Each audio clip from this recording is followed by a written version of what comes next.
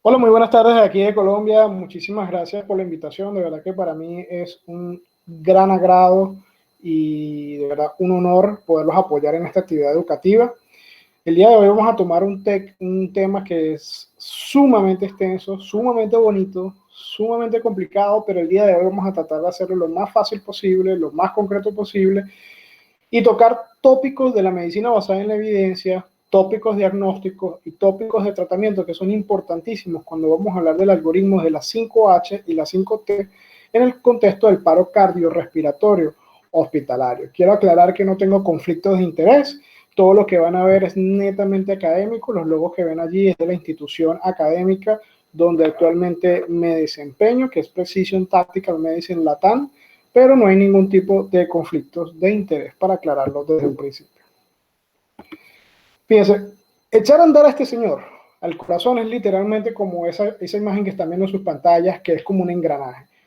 Literal, si hacemos una tabla o empezamos a nombrar todas las cosas que me pueden desencadenar una parada cardiorrespiratoria, literalmente necesitaríamos semanas para poderlas nombrar a todas, porque son muchas variables, muchos factores o muchas combinaciones de factores que pueden desencadenar que este engranaje se pare y me desencadene una parada cardiorrespiratoria. Por eso es que tomar decisiones en el medio hospitalario exige orden, exige protocolos y exige algoritmos para poderle dar una orientación a ese caos que puede representar un paciente críticamente enfermo o un paciente hospitalizado que se transforma en un paciente crítico en segundos. Por eso, dime.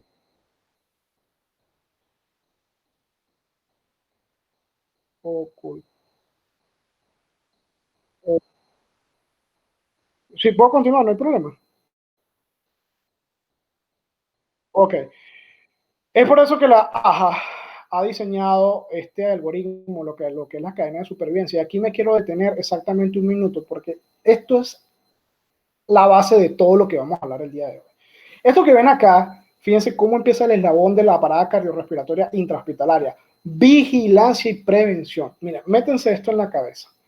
Una vez que una de las H aparezca, o una vez que una de las T aparezca, es muy poco desde el punto de vista diagnóstico y desde el punto de vista de tratamiento lo que usted puede hacer por ese paciente. Donde nosotros vamos a tener la oportunidad de oro, donde nosotros vamos a tener la oportunidad increíble, es en el antes de la parada cardiorrespiratoria, para evitar que el paciente nunca llegue allí. Por ejemplo, si yo tengo un paciente hospitalizado que es nefrópata, hoy le llegó el potasio en 5, mañana en 6, pasado en 7 y hace un paro cardiorrespiratorio, no necesito ser un genio para saber qué fue lo que pasó. Por eso es importantísimo que el eslabón de la vigilancia y la prevención a nivel hospitalario, perdón, evolucione y sea reforzada, porque esto es algo que, por ejemplo, yo como médico intensivista veo con muchísima preocupación en el medio hospitalario, que me llaman en piso o me llaman en emergencia por un paciente en parada cardiorrespiratoria y me dicen, no, es que de repente se puso así. Mira, ningún paciente se muere de repente, salvo sea un trauma, que es algo súbito y agudo. Métase eso en la cabeza. Un paciente siempre va a avisar, una patología siempre va a avisar, y ahí es donde viene el ojo y el criterio del clínico para darse cuenta de ese aviso y actuar en consecuencia con eso. Otro ejemplo, un paciente que lo tengamos en piso con una cetoacidosis diabética en resolución, vemos que no mejora el pH, vemos que no mejora el bicarbonato, nos hace una parada cardiorrespiratoria, no vamos a pensar que fue un neumotora lo que lo causó. Yo sé que posiblemente pueda tener asociado trastornos del potasio o acidosis metabólica en estos casos. Entonces, así va a ser con todo en esta charla que vamos a ver el día de hoy. Entender que la prevención es vital. Una vez que la hipovolemia causa el paro, una vez que la acidosis causa el paro, una vez que el tromboembolismo pulmonar causa el paro, una vez que la trombosis coronaria desencadena en un infarto que provoque una parada cardiorrespiratoria, repito, es poco lo que podemos hacer durante el desarrollo de la parada. Por eso es importantísimo y por eso hice esta grandísima pausa en esta parte para entender que lo más importante en el algoritmo de la 5H y la 5T es la vigilancia y la prevención. No, métase esta palabra en la cabeza, prevención. Y no olvidemos lo básico. Muchas veces hacemos que lo fácil se haga complicado, pero es por nosotros mismos.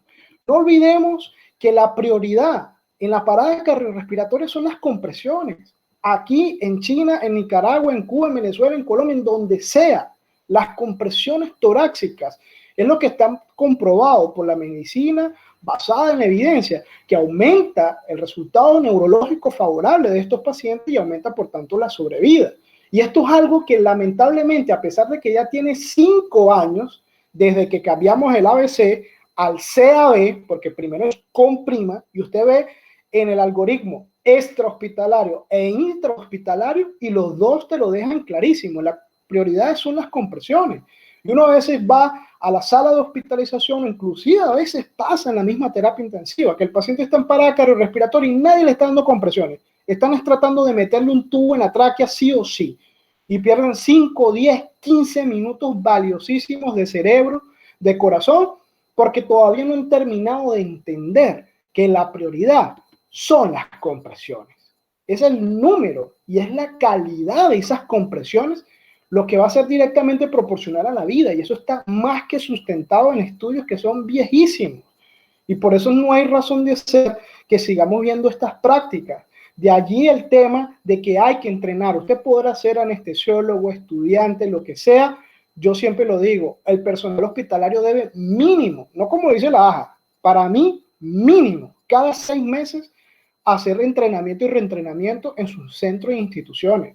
Porque, por ejemplo, personal que no está habituado a hacer RCP todos los días, como el personal que no labora en emergencia, el que no labora en un quirófano, el que no labora una terapia intensiva, hacer un curso cada 2 años y hacer un RCP una vez cada 3 años hace que pierdas la capacidad de decisión y las habilidades, y por eso es importantísimo mantenerlas frescas. Entonces, tópico que no podemos olvidar, no podemos irnos a lo avanzado si lo básico lo abandonamos. Recordemos que la frecuencia ideal es entre 100 y 120 compresiones por minuto. La profundidad es importantísima, porque ¿qué buscamos nosotros con las compresiones torácicas? Emular el ciclo cardíaco. O sea, cuando bajamos, emular la sístole, y cuando permitimos la reexpansión, que es importantísima, emulamos la diástole. Eso es lo que básicamente buscamos con las compresiones torácicas. Y este tercer punto también es un error donde muchas personas caen, que empiezan a hacer compresiones tan rápidas o de muy mala calidad y no permiten que la caja torácica se reexpanda. Usted puede pasar allí horas dando compresiones, pero si usted no permite la reexpansión, no está haciendo absolutamente nada. Otra cosa que tenemos que entender es que entre menos interrumpamos la RCP, mejor le va a ir al paciente. Tenemos que evitar en lo máximo posible hacer pausas no justificadas. Pausas como, por ejemplo, para comprobar pulso, respiración y conciencia cada 2 minutos deben durar entre 10 y 15 segundos, cuando mucho. Y inclusive en los esfuerzos de intubación, ese esfuerzo de intubación se le debe dar a la persona más experta en ese momento para que sea una intubación rápida, sí aplica. El otro tema es la ventilación, saber dar un buen ratio de ventilación. Recordemos 2 cosas. Paciente que no, escuche esto, que no tiene la vía aérea asegurada, el ratio de compresiones debería ser 32. 32.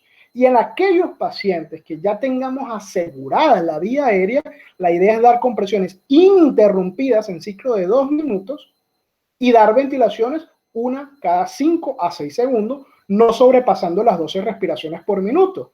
Entonces vamos a hacer un mea culpa. ¿Y qué es lo que nosotros vemos en la sala de emergencia? El que está encargado de la ventilación dándole con la bolsa de reanimación como si está inflando un globo de cumpleaños. La hiperventilación, que desemboca en la hipocapnia y en otra serie de cosas, es tan nociva como la hipoventilación. Entonces esto es importantísimo entender esto, porque nos ponemos locos a estudiar la 5H, la 5T y lo básico, que es lo que va a salvar al paciente. Una vez que esté en parada, lo olvidamos. Entonces ahí es donde vamos a entrar la 5H y la 5T. Recuerden que cuando agarramos los algoritmos de parada cardiorrespiratoria y los resumimos, muy resumidos, vamos a tener básicamente 2 caminos. El camino de los ritmos desfibrilables y el camino de los ritmos no desfibrilables. Recordemos que en los ritmos desfibrilables vamos a tener los 2 principales, que vamos a tener la fibrilación ventricular y la taquicardia ventricular sin pulso. Y en los no desfibrilables vamos a tener la típica asistolia y la actividad eléctrica sin pulso. Y ahí es donde van a entrar la 5H y la 5T, porque en su grandísima mayoría estas patologías me van a desencadenar en estas últimas. Ahí es donde vino Cloek y nos dio un alivio a todos nosotros en el año 1995, porque antes teníamos que pensar las 1500 cosas que podía causar un paro. Él organizó acorde a epidemiología, acorde a estadísticas, acorde a cifras, cuáles eran las principales causas, y en base a eso inventó una nemotecnia genial, que es lo que hoy conocemos como la 5H y la 5T, que han ido evolucionando. Fíjense que en el año 1995, cuando Cloek las diseñó, él hablaba de hipoxia, infarto agudo del miocardio, está dentro de las H por el tema de heart attack, hipovolemia, hidrogeniones, hipotermia, básicamente algunas de las que ya tenemos modernamente. Fíjense, él metía dentro de las T otros pulsos, o sea, palpe otros pulsos, neumotorax atención, tamponada cardíaco, tóxicos, tromboembolia. Entonces, fíjense que no ha variado mucho, pero sí hay algunas consideraciones que son las que tenemos modernamente en las guías vigentes, y esperemos ver si hay algunas consideraciones o algunos grandes cambios ahora que salgan las guías nuevas en el nombre de Dios. Entonces vamos a hablar primero de la 5H. En la 5H, ¿quiénes vamos a tener? La hipovolemia, la hipoxia, los hidrogeniones, expresados por la acidosis, hiperhipocalemia y la hipotermia. En el hipovolemia tenemos que meternos esto en claro, porque esto es algo que veo con muchísima preocupación. Un corazón vacío, sáquese eso de la cabeza, que va a mejorar con compresiones. Sáquese eso de la cabeza. Y esto es algo que veo en mi día a día en entornos tácticos y en entornos civiles, e inclusive con muchísimos videos que circulan por las redes sociales. Vemos al paramédico con un pozo, un manantial de sangre en el piso haciendo compresión. O sea, yo quiero saber qué estás buscando hacer con eso. Más allá del show, más allá del video. Es importantísimo que esto lo tengamos en cuenta. Nosotros tenemos que empezar a tener más criterios a la hora de iniciar reanimación o no en nuestros pacientes. Para que tengan una idea, la tasa de éxito, escuchen muy bien esta cifra, la tasa de éxito de RCP traumático hipovolémico o por causas traumáticas es de 0,001%. Esa es la tasa de éxito de que usted pueda sacar un paciente por causas traumáticas de una parada cardiorrespiratoria. Entonces, ahí es donde vuelve y juega lo que estaba hablando al principio, la prevención del paciente. O sea, tú no puedes esperar a un paciente que tiene 30, 40, una hora exsanguinado y tú no has reanimado últimamente al paciente, que después con compresiones torácicas vuelva a la vida. Eso es un tema de sentido común y es una cosa que se ve con muchísima preocupación. Y cuando hablamos de hipovolemia, tenemos que hablar de dos caminos, porque no todas las hipovolemias las causan las hemorragias. Recuérdense que el shock hipovolémico, que va a desencadenar la parada cardiorrespiratoria por hipoperfusión tisular, vamos a tener dos causas: hipovolemia hemorrágica, y la hipovolemia no hemorrágica. Cuando hablamos de hipovolemia, lo más importante es conseguir un acceso venoso lo más rápidamente posible o un acceso al torrente sanguíneo. Entonces, una de las cosas que también pasa es que ese mito que se ha perpetuado, y vuelvo e insisto, es por no estudiar, porque esto tiene muchos años que ha cambiado, es que si no le ponemos 2 catéter 14 al paciente, no estamos tranquilos. Mira, métale un catéter 14 a un paciente hipovolémico, hipotérmico y en paro. Le voy a dar el premio Nobel de la medicina si lo hace. Es increíblemente difícil.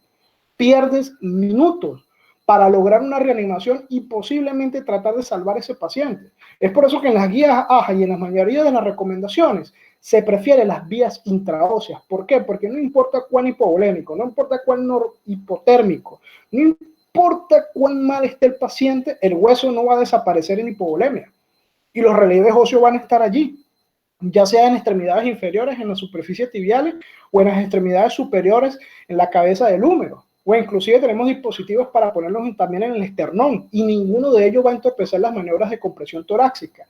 Y la mayoría de los dispositivos intraóseos de nueva generación se pueden poner en 10 o 15 segundos con una curva de aprendizaje muy rápida. Y por eso es que es la vía de elección en la parada cardiorrespiratoria actualmente. Entonces, ¿qué cosas tenemos que tener en cuenta? Pare la hemorragia. O sea, si usted no para la hemorragia, estás haciendo el ridículo, haciendo compresiones torácicas. Métese eso en la cabeza. Si tú no paras el chorro de sangre, no estás haciendo absolutamente nada. Y actualmente tenemos muchas opciones, desde gasas hemostáticas, torniquetes homologados, dispositivos de nueva generación como el ICLAN, vendajes de trauma, torniquetes de unión para zonas que son difíciles parar un sangrado, como la zona inguinal, la zona axilar o el mismo cuello, torniquetes abdominales para grandes sangrados o traumas pélvicos, e inclusive en el medio hospitalario tenemos una herramienta moderna actualmente que está cambiando la manera de hacer las cosas, que es el RIBOA, que por sus siglas en inglés es un balón intraórtico de resucitación. ¿Qué es lo que hace el RIBOA? Ese paciente que me llega politraumatizado, exsanguinado, a 2-3 segundos de hacerme un paro cardiorrespiratorio, es un balón que yo meto en la arteria femoral, lo inflo, ¿y qué pasa cuando lo inflo? El sangrado, por más horrible que sea, va a parar. ¿Y qué va a pasar de la zona de inflado hacia arriba? Que la poquita sangre que tenía ese paciente se concentre en perfundir las coronarias, el circuito cerebral y el circuito pulmonar. Por eso es que se llama un balón de resucitación. Permite controlar rápidamente el sangrado, eleva la presión arterial de forma inmediata y mejora la perfusión a los 3 órganos diana que yo necesito urgentemente se mantengan activos, que es mi cerebro, mis pulmones y mi corazón. Por eso es que actualmente el RIBOA, en el contexto y en la reanimación del trauma, viene a ser una herramienta fabulosa donde empieza a mejorar la estadística de estos pacientes. Ponerlo es muy, muy, muy sencillo. Necesitaríamos literalmente una conferencia entera para hablar de él, pero es importantísimo entender que tenemos demasiadas herramientas actualmente para parar un sangrado y decir que el paciente se murió sanguinado por no tener las herramientas. Es importante que empecemos a entrenar y a conocer estas herramientas, porque si detenemos un sangrado, el paciente nunca va a llegar a parar.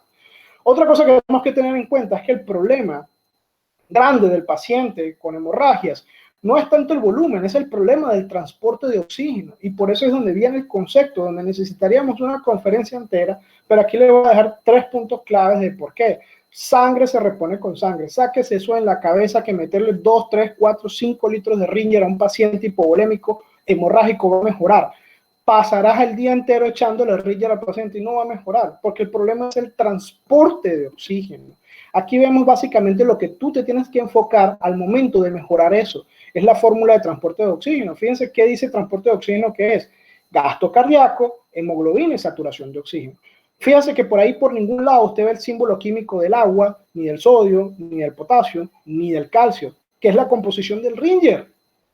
Sáquese eso de la cabeza, de pensar que agua con sal, porque eso es lo que son las soluciones cristaloides, van a mejorar una hemorragia. Señores, la medicina basada en la evidencia ha comprobado justamente lo contrario. Mata a los pacientes, empeora absolutamente todo, porque no mejora el transporte, y los pacientes críticos, como lo vemos ver en este diagrama, tienen rotos los enlaces intercelulares a nivel endotelial y producen fuga de líquido. Entonces, los 2.000, 3.000, 4.000 Ringer que usted de forma asesina le está metiendo a un paciente porque no ha entendido que ese no es el problema, ni siquiera se quedan en el vaso sanguíneo, se fugan en su totalidad al espacio intersticial, empeorando absolutamente todo.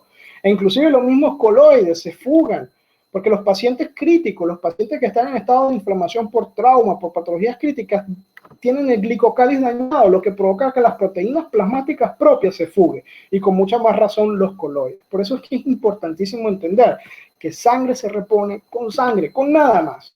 ¿Y qué va a matar al paciente hipovolémico? Esencialmente 4 cosas, que es lo que nosotros llamamos el diamante de la muerte: la hipotermia, la acidosis, la coagulopatía y la hipocalcemia. Es lo que va a llevar al paciente politraumatizado a la muerte, y ahí es donde el primer eslabón de vigilancia y prevención debe centrarse. O sea, si usted llega con un paciente con trauma, ataque la hipotermia, ataque la coagulopatía, ataque la acidosis, ataque la hipocalcemia, o si no, una vez que el paciente entre en paro cardiorrespiratorio, recuerde esta cifra que se la voy a volver a nombrar: 0,001% son las posibilidades que usted saque ese paciente de la muerte. Es lo que llamo las 6 M's de la reanimación. Esto es lo que usted debe darle al paciente politraumatizado para que no se le muera y entre en paro cardiorrespiratorio. Use un catéter 18 o una intraósea. Reanime por hipotensión permisiva. Use ácido tranexámico en las primeras 3 horas, que aumenta la supervivencia. Controle la hipotermia mata. Dele calcio y dele sangre, y se le aseguro que su paciente va a vivir. Sangre, señores, sangre se repone con sangre. Inclusive hay dispositivos no invasivos que nos pueden ayudar a mejorar la perfusión de esos pacientes cuando no tenemos al acceso a todas estas tecnologías que hemos mejorado. Esta es una de esas herramientas, que es el Rescue PUD. El Rescue PUD, fíjense, es un dispositivo que colocamos en la interfaz respiratoria, la que sea, la máscara del BBM, la máscara laringea, el tubo endotraqueal, ¿Qué hace esto? Él funciona por impedancia. ¿Qué quiere decir? Que cuando usted lo coloca, la presión intratorácica se hace mucho más negativa cuando hay reexpansión torácica. ¿Eso qué va a causar?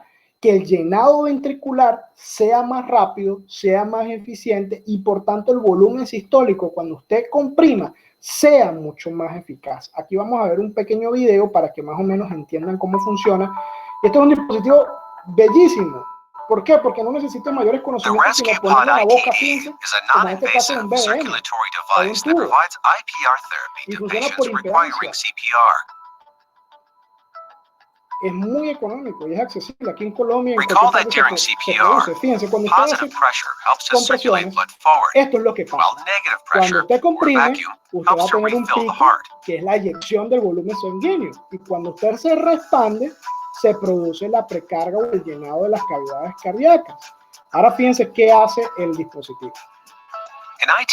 El dispositivo lo que va a hacer es que cuando usted comprime, se produce la eyección y salida del aire.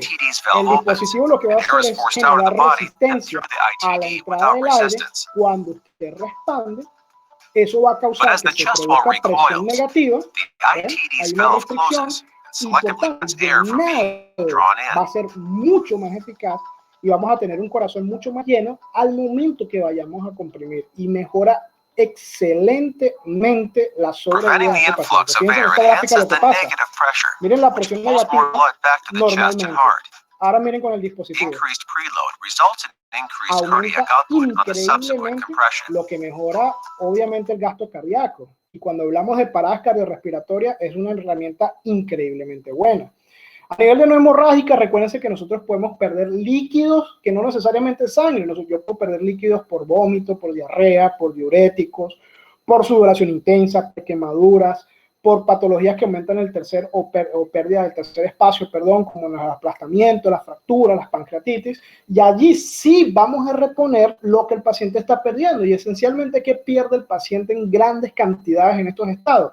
Sodio y agua. Allí sí vamos a usar en las soluciones cristaloides. Por eso es importantísimo tipificar qué es lo que está perdiendo el paciente hipovolémico, sangre o agua y sodio. Y dependiendo de eso, vamos a tratar al paciente. Ya en el estado postparo, una vez que estamos en cuidados intensivos, podemos usar muchas herramientas como la medición por POCUS, que es el presente y futuro de la medicina. Podemos hacer muchas mediciones, entre ellos ver las cavidades cardíacas o hacer medición de la vena cava inferior para saber si el paciente está hipovolémico o no, o inclusive poder descartar otras causas como hipovolemia, taponamiento cardíaco, tromboembolismo pulmonar, entre otras cosas, a la cama del paciente. Y no olvidemos que la sobrereanimación mata, así como la hipovolemia mata, la sobrereanimación lo va a matar más rápido. Y ahí tenemos herramientas como el ultrasonido de vena cava, donde vamos a colocar el transductor de ultrasonido paramedial en la ventana subcostal, ponemos el punto de orientación del transductor hacia las 12. ¿Y qué vamos a hacer esencialmente en esa medición? Vamos a buscar la vena cava inferior y vamos a hacer una medición. En condiciones normales, la vena cava tiene un diámetro entre 1.5 y 2.5. Cuando nosotros hacemos esa medición y, por ejemplo, nos dan menos de 1, yo sé que es un paciente que todavía puede responder al líquido. Pero si es una medición mayor de 2.5, yo sé que es un paciente que ya debo parar. Por eso es que actualmente no es métale líquido a lo loco. Actualmente nosotros reanimamos a los pacientes si son respondedores o no son respondedores. Y fíjense que son métodos muy fáciles de determinar. Y este es uno de los muchísimos que tenemos actualmente. Lo que tenemos que hacer es una buena ventana de eco, pasarlo a modo M, y allí hacemos una medición de la vena cava inferior en inspiración y en expiración, sacamos el índice y de esa manera podemos saber a ciencia cierta si el paciente necesita o no necesita líquido en el estado postparo. Y tablas que son muy fáciles de aprender. La siguiente H, que es la hipoxia, recordemos que hay muchas maneras de poder caer en hipoxia. Una de las más frecuentes y más mal interpretadas es la hipoxia por altura. No se les olvide que en cualquier parte del planeta Tierra usted va a tener 21% de oxígeno y es muy frecuente inclusive hasta en personal de salud escuchar decir que hay hipoxia porque hay menos oxígeno en el Everest. No, sáquese eso de la cabeza. Mire, la atmósfera hasta los 50.000 pies tiene 21% de oxígeno. Tiene 21% de oxígeno. Entonces, fíjense, una de las principales es cuando tenemos disminución de la presión parcial por la altura. ¿Qué es lo que pasa realmente en la altura? Que pierde presión. Por ejemplo, Un paciente que está a nivel del mar está a una presión atmosférica de 760 milímetros de mercurio. Si sacamos la fórmula, ese paciente tiene una presión parcial de oxígeno de 159 milímetros de mercurio. Pero ese mismo paciente que se va a Bogotá, que tiene una presión barométrica de 560, fíjense cuando sacamos la fórmula, miren lo que me baja, a 117. Eso quizás en usted y yo, que somos aparentemente sanos, no va a causar más impacto que un mareo, que debilidad, que náusea, o 1 o 2 malos días llegando a Bogotá. Pero un paciente con patologías crónicas pulmonares sí puede causar grandísimos problemas. ¿Y cómo la vamos a tratar? Con oxígeno. Porque a Bogotá no la podemos bajar de la altura. Bogotá va a estar ahí toda la vida.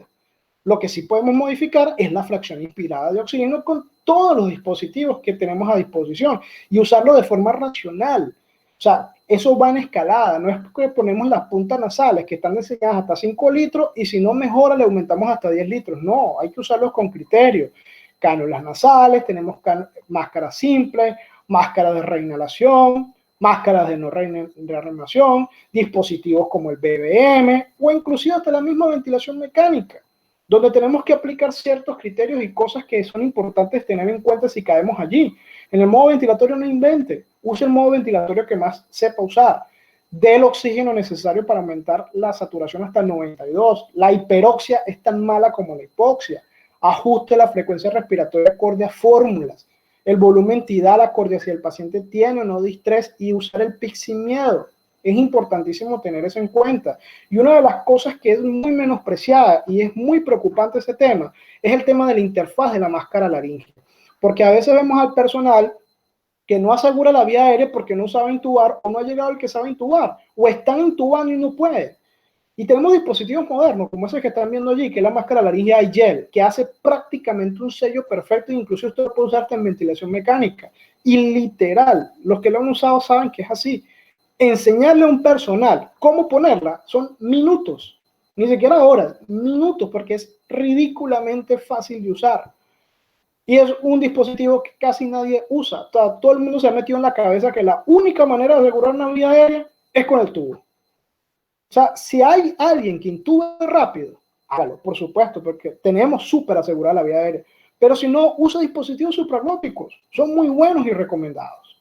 No nos olvidemos en tiempo de COVID, siempre que manipulemos la vía aérea o siempre que usemos interfaces de este tipo, usa nuestros filtros EPA. No lo olvidemos. Otra causa está la hipoventilación, muy preocupante en nuestra población cada vez más obesa, pero que también puede ser causada por depresión del sistema nervioso central asociado a drogas, pero también asociado a patologías traumáticas o crónicas, como la miastenia gravis, la esclerosis lateral amiotrófica o lesiones de la columna vertebral que pueden desencadenar interrupción en la conducción nerviosa e hipoventilación. ¿Cómo manejamos esencialmente la hipoventilación? Una de las herramientas favoritas es la ventilación mecánica no invasiva en estos pacientes, sobre todo los pacientes obesos, los pacientes que vengan con depresión del sistema nervioso central por drogas, por patologías neurológicas, entre otras.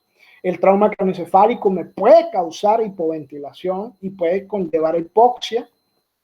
Y la ventilación mecánica, que obviamente va a ser una de nuestras herramientas en el caso de que todas las otras que prefieren, siempre la hipoventilación va a mejorar mucho, mucho, mucho con la ventilación no invasiva. Pero siempre vamos a tener como último recurso la ventilación invasiva. ¿Por qué la que la tenemos como último recurso? Porque no se les olvide que no hay nada más antifisiológico en el planeta Tierra que la ventilación mecánica. Todo es antifisiológico en ella y va a tener repercusiones nocivas en el paciente y por eso tenemos que tratar de tenerla como un último recurso. No olvidemos que casi siempre la hipoventilación son por causas no pulmonares, es por problemas ya sea de fatiga muscular, de problemas a nivel del sistema nervioso central, tóxicos o patologías. Otras cosas que pueden alterarla por hipoxia, por difusión, por la alteración de la ley de Fick. Recuérdense que dice la ley de Fick, que la difusión de un gas va a ser directamente proporcional al tamaño de una membrana. O sea, entre más grande sea la membrana, más gas pasa. Y tenemos un pulmón que literalmente tiene 100 metros cuadrados de superficie de intercambio. Y va a ser inversamente proporcional al grosor de la membrana. Y tenemos una membrana que es increíblemente delgada, más delgada que un cabello humano. ¿Qué patologías pueden causar esto? Patologías inflamatorias como el distrés respiratorio, la sepsis, neumonías, entre otras. Y son importantes en tener en cuenta en la prevención y vigilancia del paciente. Otras causas son los cortocircuitos derecha e izquierda, que pueden ser por patologías congénitas o isquémicas agudas que pueden romper el tabique. los cortocircuitos vasculares pulmonares, sobre todo malformaciones arteriovenosas, o a nivel del parénquima, las famosas atelectasias pueden provocar hipoxia por cortocircuito. Recuérdense que básicamente un cortocircuito es esto. Lo ideal es esto, que tengamos buena perfusión y buena ventilación. Hablamos de cortocircuito cuando hay pobre ventilación y buena perfusión. Y hablamos de espacio muerto, es cuando tenemos buena ventilación, pero mala perfusión. Importante recordar eso. ¿Cómo va a ser el manejo? El manejo siempre va a ser con oxígeno de alto flujo. La intubación se la vamos a dar en manos del que mejor sepa intubar y tratar de usar supraglóticos. No le tengan miedo, entrenen en supraglóticos. Los supraglóticos se pueden poner rápidamente, no exigen mayores conocimientos ni mayor entrenamiento y funcionan muy bien, sobre todo los de nueva generación. No nos podemos guiar por oximetría de pulso, es muy mala la oximetría de pulso, aparte de todas las cosas que pueden alterarla en el contexto de un paro cardiorrespiratorio va a ser muy malo. Claro, hay dispositivos de nueva generación como ese que ven allí en pantallas, que es el máximo, que es tecnología pura y ahorra muchos de los problemas que los oxímetros modernos, pero la recomendación es que nos guiamos por capnografía en estos casos, porque la capnografía sí la vamos a poder medir de forma más precisa, ya sea de forma hospitalaria con monitores de última generación o inclusive con adaptadores prehospitalarios que nos dan lecturas muy concretas. ¿Por qué es tan buena? Porque la capnografía, aparte que me va a permitir saber que estoy en vía aérea cuando uso dispositivos, también me puede evaluar la calidad de las compresiones. Recuerden que capnografías mayores de 12 me habla de buena calidad de compresiones. Y eso me permite a mí, por lo menos, si yo estoy como líder coordinando las maniobras de RCP y yo veo que la capnografía me cae a 8, ¿qué le voy a decir yo al que está comprimiendo? Epa, comprime más fuerte porque no lo estás haciendo con suficiente profundidad. Y es muy fácil de monitorizar, aparte de que lecturas normales, o sea, cuando yo veo que se normaliza la capnografía, me indica que posiblemente el paciente ya retornó a pulso. También me permite saber si el paciente está intubado esofágicamente, si se extubó, si hay obstrucción, si hay hiperventilación. Es un tema de aprenderse las curvas y es una herramienta que prácticamente hoy por hoy casi todos tenemos en nuestros centros hospitalarios. La otra H, los hidrogeniones de la acidosis. Recuérdense que tenemos que familiarizarnos con los valores normales de la gasometría arterial, que es la que esencialmente me va a dar el diagnóstico, pero vamos a dividir las causas acorde al anión GAC. Recuerden que el anión GAC es esa brecha entre aniones y cationes, y básicamente vamos a tener dos causas. Por anión GAC elevado, donde vamos a tener la famosa mnemotecnia Goldmark, ahí vamos a tener causas por glicólisis, por lactato, por metanol, aspirina, generalmente es por ganancia de ácidos. Y anión GAC normal, como en casos de diarrea, acidosis tubular renal, insuficiencia renal, las fístulas son increíblemente generadoras de acidosis en el medio hospitalario. Ojo con esos pacientes porque te hacen acidosis en minutos en tu cara. Fármacos como la acetazolamida y los pacientes enfermos renales crónicos. ¿Por qué es importante dividirla? Porque tú no vas a tratar de igual manera a la acidosis con anión GAC normal que con anión GAC elevado. Y es importantísimo entender esto para poder decidir el tratamiento. No se olvide que cuando hablamos de acidosis metabólica, hablamos que hay un bicarbonato bajo, con un pH bajo, y un CO2 que baja de forma compensatoria. Cuando nosotros resumimos la ecuación de Henderson-Hasselbalch, recuerden que vamos a tener el principal ácido que va a ser el CO2 y la principal base que es el bicarbonato. Y ahí vamos a tener una mnemotecnia muy útil para cuando tengamos estas situaciones de alto estrés, que es los hermanos siempre van juntos. O sea, si el bicarbonato baja, el CO2 siempre va a bajar. Si el CO2 sube, el bicarbonato sube. ¿Por qué es importante esto? Porque eso me permite diferenciar trastornos mixtos o trastornos simples. Si usted ve que los hermanos no van en la misma dirección, métase en la cabeza que tiene un trastorno mixto y ya el panorama cambia. En el contexto de RCP, o sea que usted no anticipó la acidosis, la gasometría la vamos a tomar esencialmente de la arteria femoral, va a ser muy difícil hacerlo de la tradicional radial, la tomamos allí y solo vamos a usar bicarbonato. Escuche esto, solo vamos a usar bicarbonato cuando el pH está por debajo de 7,2 y el bicarbonato está por debajo de 8. ¿Por qué? Porque usted ya las drogas e inclusive hasta la misma terapia eléctrica va a ser muy poco eficaz con pHs por debajo de ese nivel. O sea, usted puede ponerle toda la adrenalina de Colombia y no va a hacer efecto porque está sacando las enzimas de su pH ideal. Solo en esas circunstancias es que vamos a usar el bicarbonato. Hay muchas maneras de calcularlo. Hay fórmulas como la que vemos aquí de primero de 0.4 por peso por 24, que es el bicarbonato normal, menos el bicarbonato actual. Y mi favorita, la considero más exacta, por déficit de base. 0.3 por déficit de base por peso. Es importantísimo familiarizarnos con el bicarbonato de nuestra institución. Aunque ustedes no lo crean, se van a reír, pero esto es algo que yo veo muchísimo. Está el paciente en paro y se ponen a ver el bicarbonato para ver cuánto trae. No, eso tienes que hacerlo antes, familiarizarte para poder hacer las equivalencias y multiplicaciones necesarias. La otra H es la hipohipercalemia. Recuerden que el potasio es el principal ion intracelular, va a estar regulado por la bomba sodio-potasio TPasa, que todos la conocemos, y sus valores son estrictos, o sea, lo normal es entre 3.5 y 5.3, no es que 3 está normal, porque muchas veces lo escucho de muchos colegas, que ven el paciente hospitalizado, tiene 3 de potasio, no, vamos a esperar que la dieta se lo suba, no, señor, mire, esta tabla, fíjense cómo valores de 3, miren la tasa de mortalidad, hasta de 46.2%, y valores por arriba de 5.5 hasta de 61.4%. Deje de decirle normal a lo que no es, lo normal es de 3.5 a 5.3. Y allí es donde empiezan a morirse los pacientes. Muchos de estos paros se pueden evitar cuando nosotros nos tomamos esto en serio, y por eso es que el potasio trátelo con seriedad. Pequeñas alteraciones en sus valores pueden causar mortalidad. ¿Qué vamos a ver a nivel cuando baja? Cuando tenemos hipopotasemia. Entre 3 y 3.5 vamos a tener muy pocas alteraciones. Básicamente la vamos a tener por valores en niveles menores de 3, perdón. Allí básicamente vamos a ver el descenso del ST, aplanamiento de la onda T, podemos ver una onda U prominente. Ya en hipopotasemia severa podemos ver alteraciones en electro que simulan un síndrome coronario sin elevación del ST, porque vemos una depresión muy marcada del ST, o inclusive simula la cubeta digitálica, que es la que ven acá, y puede tener errores diagnósticos. Por eso es que vuelve y juega lo que les mencioné al principio, la vigilancia y prevención, de sospechar qué paciente me puede hacer disminución del potasio para saber cómo tratarlo.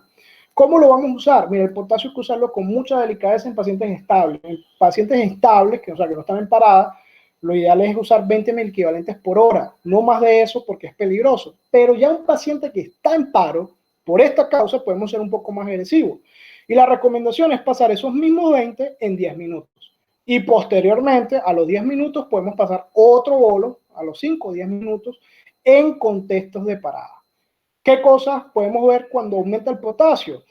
Básicamente vamos a tener alteraciones al principio de la onda T, va tardíamente ensanchamiento del QRS, un QRS que va ensanchándose, se fusiona con la onda T y me da estas famosas ondas bifásicas de morfología sinusal, ya en casos extremos, y que van a desencadenar la parada cardiorrespiratoria del paciente. ¿Qué opciones tenemos para tratar? La mejor es el gluconato de calcio, porque actúa de forma inmediata y puede durar hasta 30-60 minutos.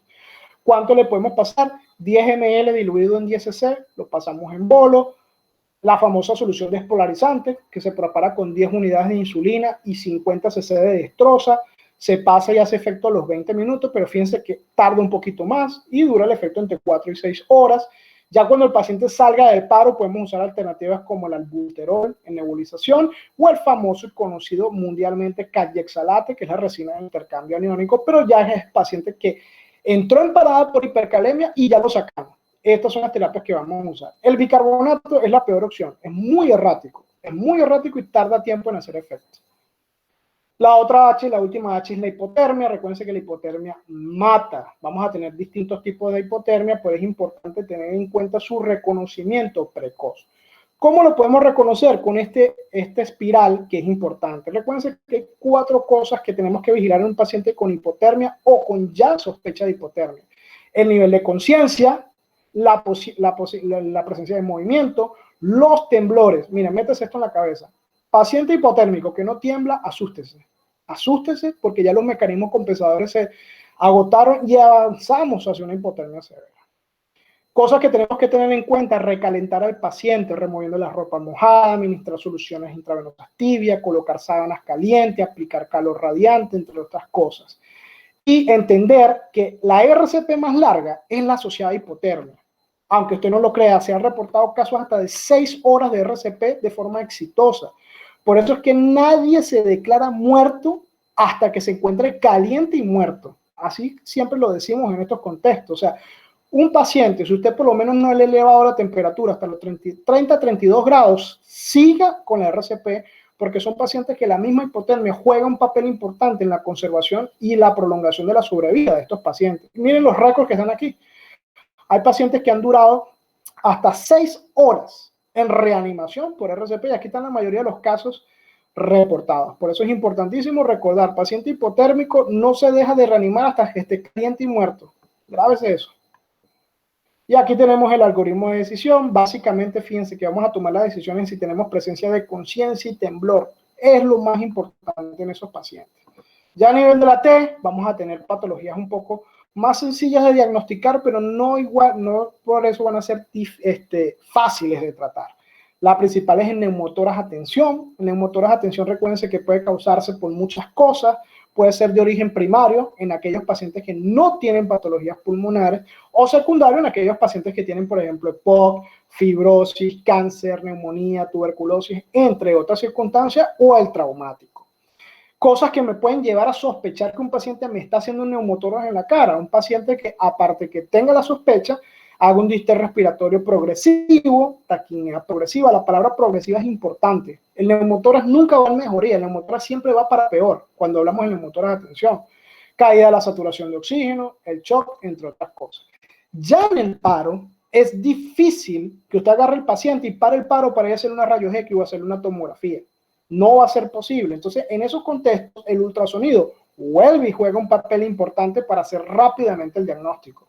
Hay dispositivos portátiles que inclusive podemos conectar al teléfono y en segundos hacer el diagnóstico. ¿Qué es lo que básicamente vamos a buscar?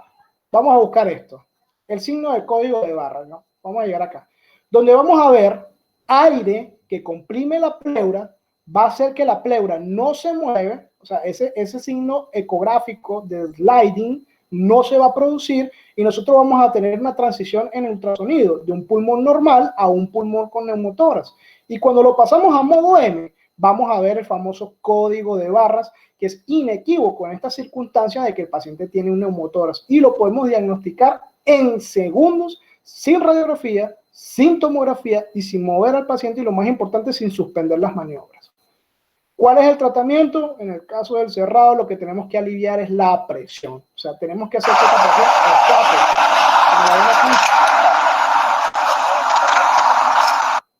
Con una aguja de descompresión. O sea, lo que tenemos que hacer es que la presión que está en la cavidad pleural escape. Y los dos sitios aprobados para eso es el segundo espacio intercostal y el quinto espacio intercostal con línea axilar anterior. Son los espacios que vamos a usar en esas circunstancias. Cosas que tenemos que tener en cuenta, recuerden siempre apoyarse por la costilla inferior para no llevarse el paquete vasculonervioso. Ojo con eso. Hay muchas opciones, desde las agujas de descompresión tradicionales hasta las de nuevas tecnologías que vienen con válvulas como es esta, que es el SPIR, para poder tratar a sus pacientes. Y en el caso del neumotoras abierto, o sea que tú vas a tener una tronera en el paciente, podemos hacer la toracostomía con dedo, que es poner un tubo torácico rápidamente. Y en el tema, cuando veamos un defecto abierto de la cavidad torácica, como lo vamos a ver acá, usted ve el hueco, literalmente el hueco, ¿qué vamos a hacer?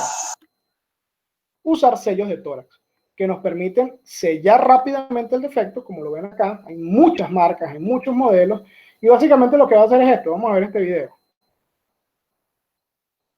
Permitir que salga la sangre, que salga el aire, pero que no ingrese a la cavidad torácica. De esa manera nos permite solucionar rápidamente el problema, mientras en un segundo tiempo colocamos un tubo torácico o aplicamos las medidas terapéuticas pertinentes en este paciente. En el caso del taponamiento cardíaco, dos cosas importantísimas: tiempo y velocidad. El taponamiento cardíaco va a matar cuando es rápido. Recuérdense que se necesitan 20 cc o 50 cc para hacer un taponamiento cardíaco, pero eso va a depender del volumen. O sea, no es lo mismo un taponamiento cardíaco que ocurre en 5 minutos, donde el pericardio no tiene tiempo de producir elasticidad y restringe los movimientos cardíacos y te va a llevar al colapso. A un paciente, por ejemplo, oncológico, que tiene años con una patología oncológica y te va acumulando 1 cc, 2 cc y puede acumular inclusive hasta 1 litro. Entonces, es importantísimo que lo que te va a matar en el taponamiento no es tanto la cantidad, sino es la rapidez con la que ese líquido se acumula allí. ¿Cuál va a ser el tratamiento? Básicamente lo podemos diagnosticar con eco, ahí a la boca del paciente, con POCUS, en la ventana subcostal, y vamos a hacer una pericardiocentesis en estos pacientes, y ya en un segundo tiempo llamamos a cirugía torácica para el estatus post-paro, si aplica o no aplica, hacer una ventana pericárdica. La triada clásica para reconocerlo, no se nos olvide, la triada de Beck, ingurgitación yugular, hipotensión y disminución de los ruidos cardíacos va a ser muy importante, aparte del diagnóstico con POCUS, que vuelvo e insisto, es pilar en estos diagnósticos. A nivel de los tóxicos, literalmente necesitaríamos días para hablar de ellos. Lo más importante de los tóxicos en este algoritmo es la sospecha. ¿Cuáles son las principales causas de ingreso en mi emergencia? O sea, mi emergencia, ¿cuál es la principal causa? Sobredosis de benzodiazepina, de cocaína, de marihuana, de anfetaminas. Estoy en una zona rural donde los órganos fosforados son muy frecuentes. O sea, en base a eso es que yo voy a establecer la sospecha, porque literalmente hay miles de tóxicos que pueden producir una parada cardiorrespiratoria. En el manejo de las intoxicaciones que causen un paro, nos vamos a enfocar en hacer RCP de buena calidad y administrar el antídoto lo más rápidamente posible. Aquí algunas de las listas de los más comunes, pero repito, son listas eternas. Los antagonistas de calcio, donde el principal antídoto es el gluconato de calcio, la digoxina, los pacientes crónicos, anticuerpos digitales, órganos fosforados con atropina, la benzodiazepina, el famoso flumacenilo, y los opiáceos, que lamentablemente cada vez están llegando más a nuestras emergencias por el abuso del consumo de drogas, con la naloxona. La naloxona inclusive está agregada en los algoritmos de RCP modernos en dosis de 2 miligramos cuando la administramos de vía intranasal, o 0.4 miligramos de naloxona intramuscular, y reevaluar a los 10-15 minutos para ver si es necesaria una nueva aplicación. Y por último, cerramos con los tromboembolismos o las trombosis. Vamos a tener dos clases de trombosis, el tromboembolismo pulmonar, donde su principal causa es la trombosis venosa profunda. ¿Y cuál es el pilar vital en el tromboembolismo pulmonar que causa un paro? El reconocimiento. ¿Cómo reconocemos? Por factores de riesgo. ¿Qué paciente tiene un riesgo altísimo de hacer un tromboembolismo y un paro? Pacientes con fracturas de huesos largos, hospitalizaciones prolongadas, politraumatismo. Pacientes con riesgo intermedio, pacientes que tengan procedimientos invasivos traumáticos, quimioterapia, entre otras cosas. Y no menos importante, los pacientes encanados, que esto pasa muchísimo. El paciente que tiene 20, 30 días en hospitalización, no camina, no se mueve, no se moviliza, no tiene noxaparina, no tiene medias de compresión, y de repente se nos complicó. Recuerden que esa palabra de repente, sáquesela de cabeza. Ningún paciente se complica de repente. Siempre avisa, o siempre hay una causa que se pudo evitar. ¿Qué vamos a hacer en esos casos? Hacer el reconocimiento siempre va a ser abrupto. Vamos a ver pacientes con disnea, tos, hemoptisis, síncope o shock. Y lo más importante es que una vez que establecemos el diagnóstico, que obviamente en el contexto de un paro no podemos sacarlo a hacer una angiotomografía de tórax o un estudio mucho más extenso, el eco nos vuelve otra vez a hacer una ventana importante. ¿Qué básicamente vamos a buscar en el eco en estos pacientes? Dilatación del ventrículo derecho, por sobrecarga, por aumento de la resistencia, por aumento de la poscarga del ventrículo derecho. Eso es lo que básicamente vamos a buscar en estos pacientes, un ventrículo derecho que se aumente, que desplace el tabique hacia la izquierda, o que obviamente a los ojos del operador sea mucho más grande, que no es lo normal, que el ventrículo izquierdo. ¿Qué tenemos que hacer? La medicina basada en evidencia es contundente. Los pacientes que mejor superan estos paros cardiorrespiratorios asociados a tromboembolismo son los que se les da trombolítico. 81% versus 43%. No hay un consenso acerca de cuál es la dosis ideal, pero la recomendación más grande y más estandarizada es darle 50 miligramos de alteplasa en bolo.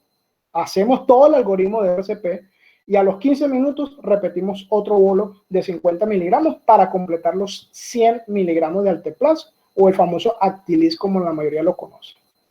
Recordemos siempre que usemos trombolíticos esta tablita, aprenderse de memoria las contraindicaciones absolutas y relativas.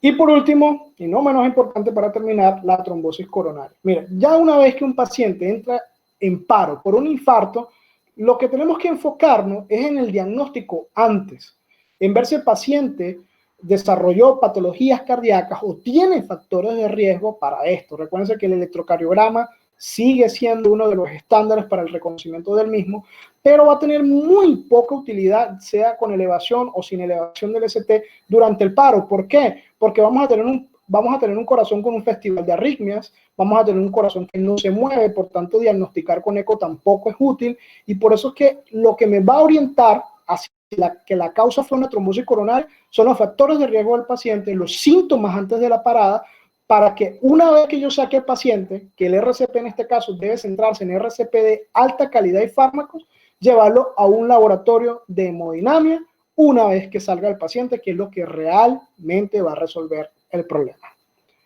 Muchísimas gracias.